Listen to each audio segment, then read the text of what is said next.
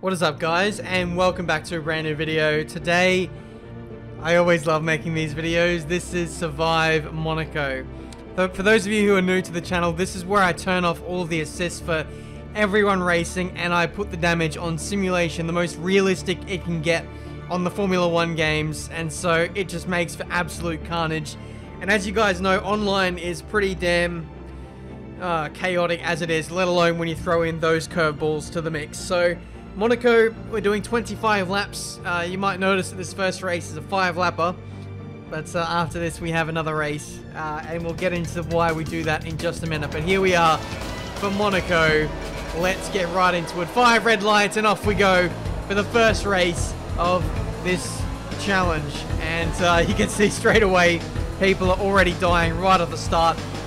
We've actually run over some debris, which means that, oh my goodness, there's a car park at Sainte Devote. All the heroics have been shown at that very corner, and as such we're down to 16 runners. I've got a puncture, wings are flying off everywhere. This is simulation damage, so I ran over a piece of debris and that's given me a right rear puncture. The Alfa Romeo in front of us is blocking the road and I can't get through. So as well as like turning off all the assists and making the damage on simulation, I've also turned off ghosting, so you can't drive through people. You have to drive around them, and the track literally isn't wide enough for me to get through. So this race has just been an absolute calamity. We try and squeeze through the barrier. Thankfully the car eventually disappears as the marshals recover that vehicle, and we're down to 13 runners in this race. This is an absolutely horrific start to the Grand Prix, and yeah, this is exactly why we decided to do it again. But regardless, I'm trying to recover as best I can to the pit lane. I put on the power a little bit faster than I normally would, lose the back end with a rear puncture, and get collected by an AlphaTauri. Not even going fast into the Nouvelle chicane, and we spin out. So this race has just been an absolute nightmare for me. It's been going on for over 2 minutes and we've only gone half a lap. So it's not good. Final chicane, and guess what? Yeah, we spin out again.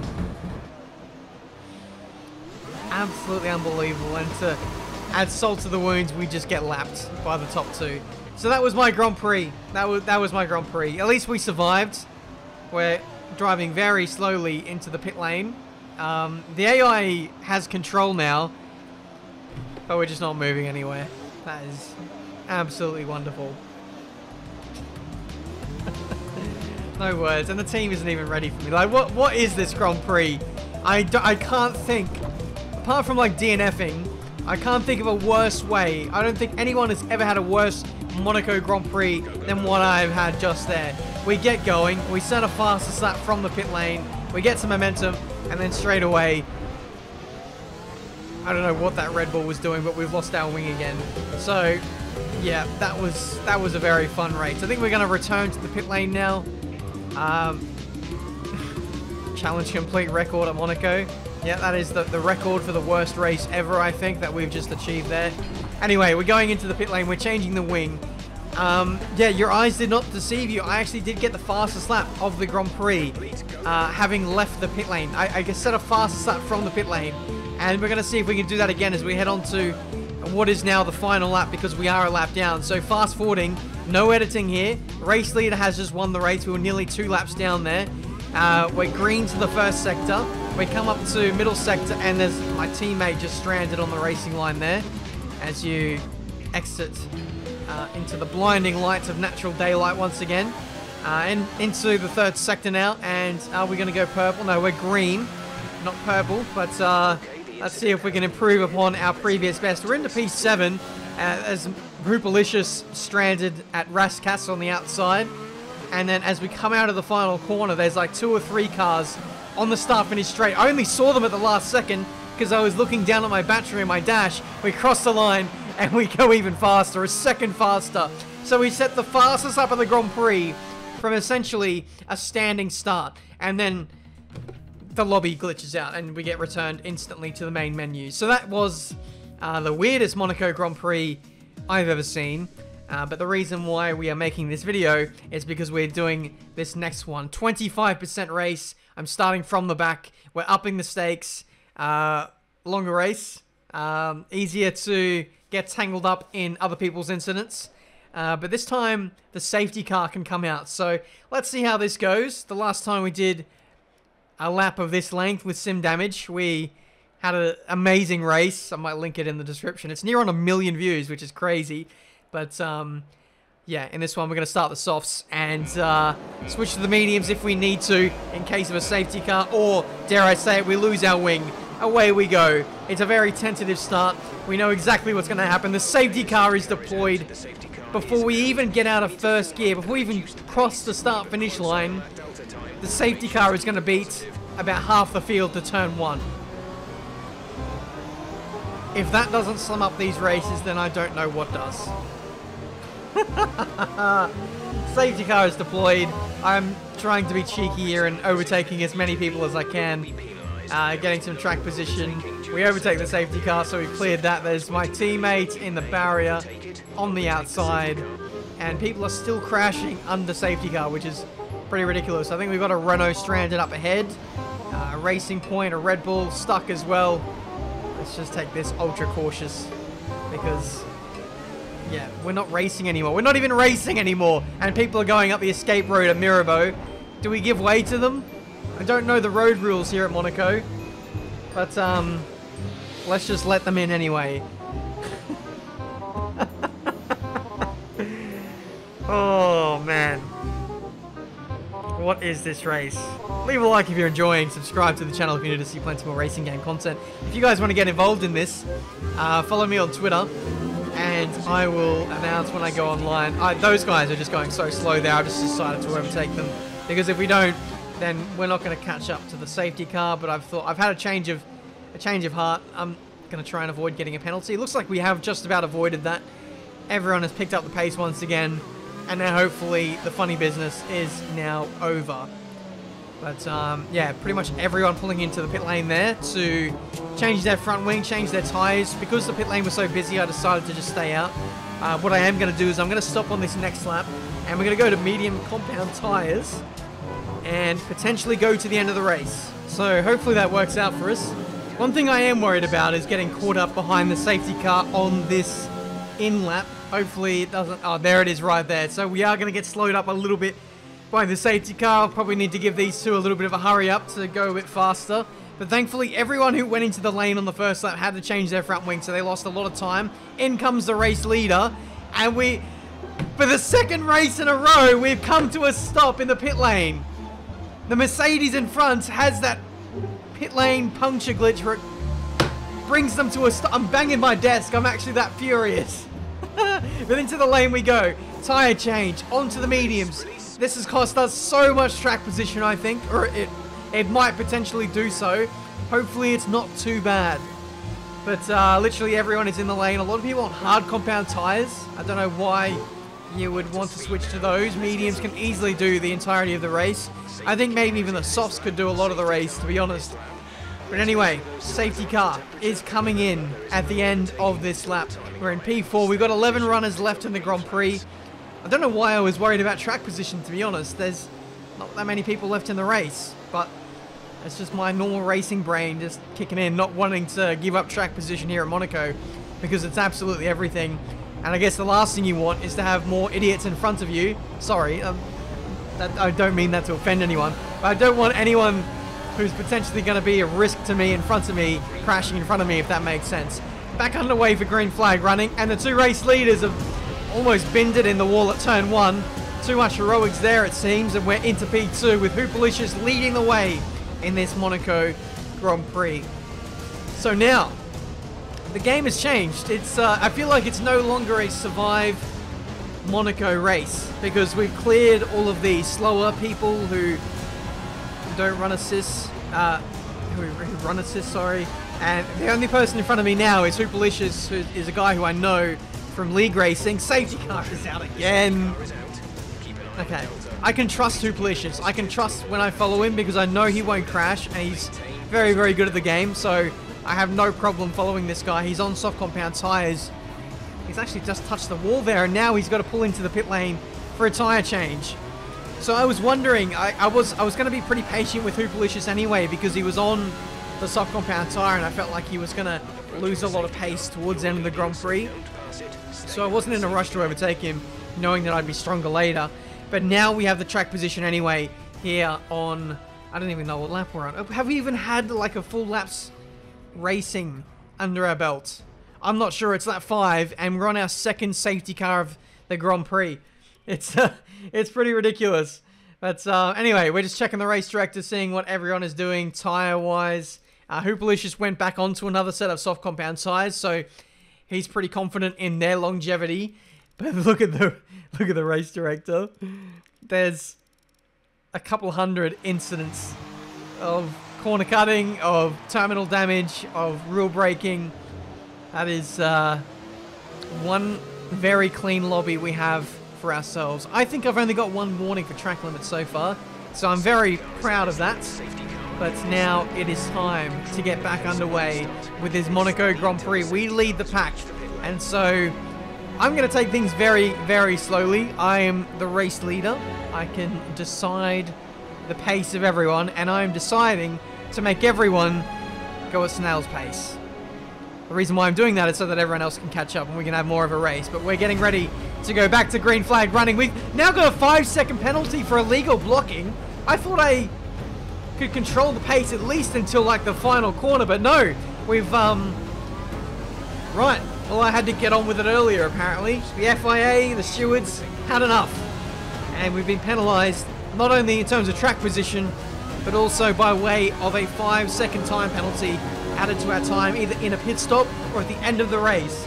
So now the game has changed once again. We need to win this race by over 5 seconds, and we need to dispatch of the Williams in front of us, who is very, very slow at the high-speed corners. Maybe he's got a bit of front wing damage. I'll have to wait and see. We've got an Alfa Romeo right behind us who looks pretty pacey, so we need to keep our wits about us here as we go through Rascasse. We've actually get overtaken at Rascasse before immediately getting the spot back. That was weird. But that was lucky.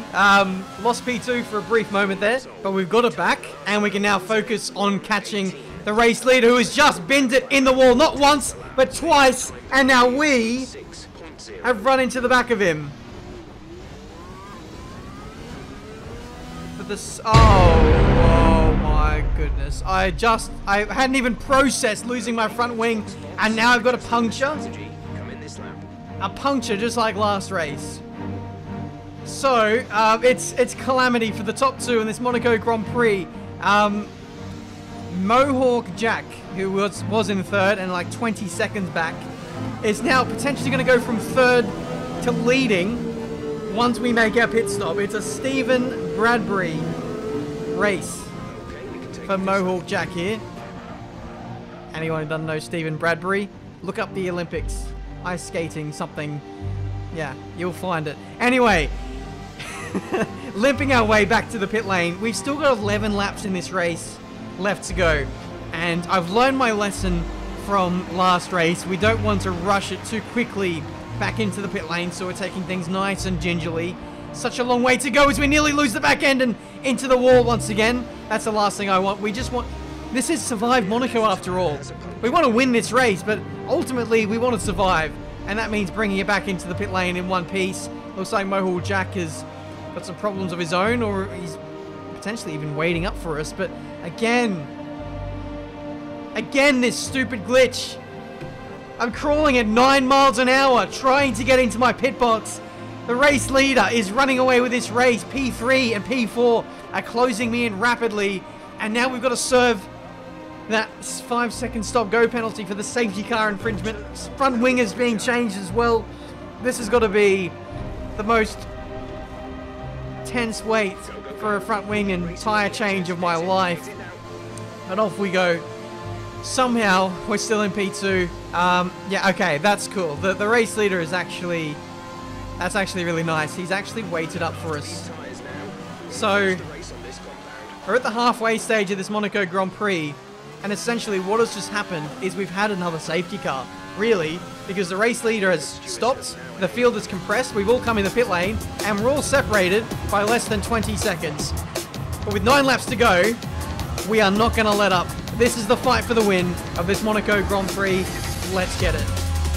1.9 seconds. Won't make that 1.3 seconds as I can't bloody read. Anyway, we're on soft compound tyres, and these will easily do the remainder of the Grand Prix. We have the tyre advantage. Don't know if this guy in front has any damage, but that should mean we've got the pace advantage. Catching is one thing at Monaco, overtaking is another. Let's see if we can get a fast lap though on the way to catching up to this guy if we can. Overtaking mode is engaged. We've got plenty of fuel to utilize. That is not a problem in this Grand Prix. Heading into the second half of the lap, and this is always my favorite part of the circuit because you can be such a hero through here. Make the track as wide as you possibly can. I'm not actually going too crazy on this lap. At the end of the day, I'm still trying to be there at the end to capitalize on a victory. Into the final couple of corners. Raskas gone in a bit deep there. Not the best rotation. I am on Xbox, so I'm not really driving as well as what I normally would on PC. Things just feel a bit different. But regardless, I cross the line. It is a 1:12.858. Hoopalicious also came into the pit lane at the same time as us, bolted on a set of soft compound tyres, and he smashed in a high 11 on his lap, dodging the Ferrari, who is now out of this Grand Prix, meaning we are down to 4 runners in this Survive Monaco race. This is not the first time we've been racing with not many numbers around here. I think I did a race in career mode of all things, and I was the last car left in the race. The last car. We've had that many times in other online races I've done around here, other Survive episodes, but we are quickly heading towards that number potentially. It's going to be a 3-way affair for this win, I think, as Hoopalicious is rapidly closing in on this battle between myself and Mohawk Jack, who is a little bit slow at this point. He's maybe driving within himself a little bit to try and stay consistent. We're going to put the pressure on him now to try and get closer and make sure that he makes mistakes. Into to back now and into the final chicane. That is the first chink in the armor for our race leader here. Damage on the front left end plate, meaning he's going to be a little bit more weak, a little bit more vulnerable at high speed.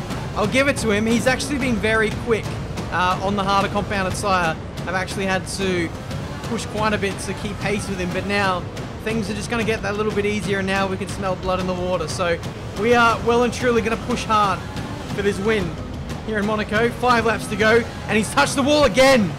So he's lost end plates on both sides now. That's at least yellow or orange front wing damage on either side.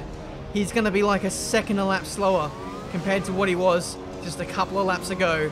And when you get damage around here, it's like a snowball effect. You get understeer at some places where you wouldn't before, your rhythm is shaken up, and so you try to push harder to make up for it, and you keep finding yourself in the barrier. As well as that, when you've got less front wing, you're more prone to lockups, which will make him vulnerable. Into Casino Square, and look at how slow he is. We go all the way around the outside, turns to the inside for the right-hander. We bide our time for now. We are all over this guy. He is literally blocking the road left, right, and center. I'm erring on the side of caution, just trying to get to the end of this race. I know I can get past this guy. We just got to do it safely. But man, this reminds me of Nigel Mansell, Ayrton Senna, way back in the day here at this very racetrack. Let's see if we can turn the tide of history. This is very dramatic, but let's see if we can do one for old Nigel Mansell and show that you can overtake someone who is well and truly got the elbows out into Raskas. And I'll be honest, that mistake kind of caught me out. I couldn't rotate the car and get up underneath him in time to get up the inside into the last corner, unfortunately. But there's 3 laps to go, still plenty of time. Hoopalicious is closing in. The gap is 8 seconds. Dude is literally catching us by like 2 seconds a lap around the outside at Mirabeau. But again, we've just been given no space. No space given, no quarter given in this Monaco Grand Prix. I've got to admire his determination to win this race. He is trying to win by any means necessary. I'll be honest, if I was this guy, I would be doing the exact same thing. Again, another mistake into Raskas. I think from the next lap onwards, we need to take a very slow in, fast out approach and try and sneak under him into the last corner. That seems like a good avenue for us. Again, oh, Mirabeau, he's made a mistake there. He's clipped the inside barrier, but I'm not close enough to really capitalize. This guy is really good out of turn 1. He punches it with overtake out of there and also into Portier, which means I have to do quite a bit of work to catch up into the third sector. Look at how slow he's going into the swimming pool chicane. Again, this is where we're going to try and strike. Left hand and then left-hand side of the road. Switch it up. But no, he's a wake up to mistakes he's been making in the last couple of laps. And he holds on to position. Lap 19. The gap to Hoopalicious is nothing at all. It's 3 seconds. So now, I've literally got to get this guy on this lap. Otherwise, we're going to be under pressure from Hoopalicious. So let's see if we can get him on this occasion. Again, really slow at the casino square. Nice punchy run. I'll put it up into overtake. And overtake up the inside. Oh, he's done a Rosberg! Oh no! We have absolutely binned him into Mirabeau, and that is one way to overtake here at Monaco. If you can't overtake, you just bulldoze them out the way. Here's the replay. To be fair, he's broken really early there. Like if you slow it down and rewind it, I've actually hit him while still at full throttle. That's how early he is broke relative to all the times previous that, like, I didn't even have time to react to that. He broke so early. He is, for all intents and purposes, out of this Grand Prix 5 seconds back. I've got no front wing now, and I've got to fend off Hoopalicious, who has been arguably, well, he has been the fastest guy overall in this race today, and we've still got a lap and a half of this Monaco Grand Prix to negotiate. So now, let's see if we can take some inspiration from Mohawk Jack and get the elbows out ourselves now to try and defend his victory for all it's worth. You can see I'm clattering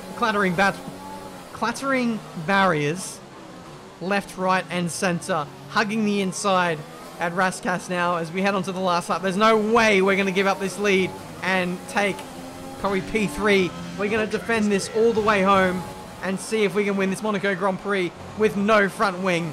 What a win for the ages that would be, but it's going to be awfully difficult. Hoopalicious is on soft compound tyres. He's a league racer. He is no slouch around here as we just completely miss the apex at Casino Square. Hoopalicious is through, and it looks like he is going to take the victory of this Monaco Grand Prix unless there is a whole shed load worth of penalties against his name. I do know that he does have penalties, but how much? I don't actually know. I think the last time I checked, it was like 3 or 6 seconds worth of penalties. We need to try and contain him and stay within 6 seconds to have a good chance of winning through the final couple of corners. It's really hard to just keep pace with no front wing. We'll go up in a rich and overtake across the line. We are within 6 seconds, but it's not enough. He only had 3 seconds worth of time penalties at the end of the day. Mohawk Jack comes home in P3, and that is survive Monaco. For a lot of that race, I forgot what the point of this video was. Trying to get to the end of this race, which is exactly what we did. I guess we got really caught up in that objective of trying to win the thing. I'm sorry, but it's Monaco. You got to go win it or bin it. But once again, on this channel, we've had a race of the ages. I really enjoyed that challenge. I really enjoyed trying to find a way past Mohawk Jack there. Unfortunately, it ended in calamity. To be honest, I don't know if there's anything more I could have done. He was moving around a lot. He broke super early, and I was just too close to really do anything about that. So that was the end result. P2 in the end there. We've got a whole slew of Americans in the top 4. I'm repping the Aussies out there. Also, shout out to the Aussie in P7, Brock Stanfield. What an OG. Oh, he didn't make it. Never mind. But there we go. That has been this video for today. Leave a like if you enjoyed. Subscribe to the channel if you're new to see plenty more racing game content. I had so much fun recording this video. Hopefully you guys enjoyed it as well. And if you guys want to get involved in future open lobby races, you know what to do. My Twitter link is in the description. Until the next one, guys, I'll see you next time. So this is how we end up. Shades of blue and gray. I feel just like an empty bottle. My dreams are on delay. I just wanna climb on top of a hill and throw it all away, away. Take me far away before my mind spins off and I am all derailed, derailed. Just drive all the way to the rainbow's end. Just drive, and we'll never turn our backs again.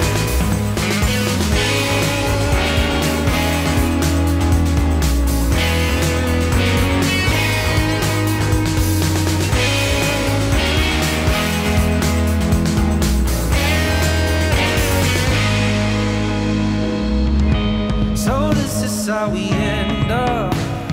The game is set to